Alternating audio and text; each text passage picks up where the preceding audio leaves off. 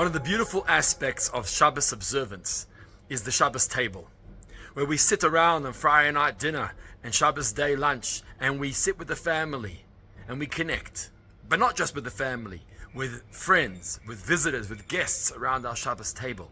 It's such a beautiful aspect when we invite in people to enjoy the hospitality, hachnasat orchim, and it gives us joy to host them too.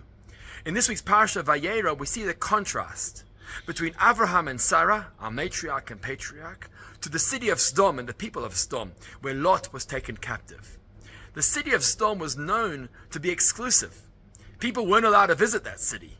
You weren't allowed to come in, and you definitely were not allowed to benefit from the city or the residents of that city.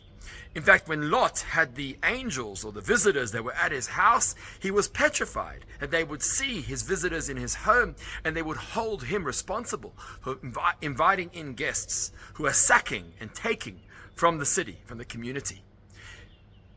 The contrast to that is Avraham and Sarah. They had an open tent.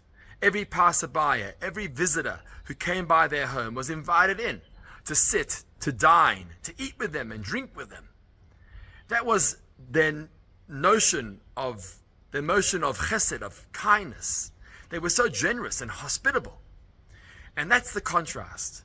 We shouldn't see our visitors and our guests around our Shabbos table as a cost.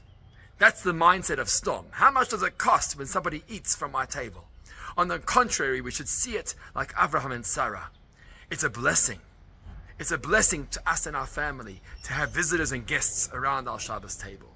Not only will Hashem repay us for the money we spend on the food that we feed our guests, but He will also give us more joy, more meaning, more simcha, more purpose when we have people around our own Shabbos table.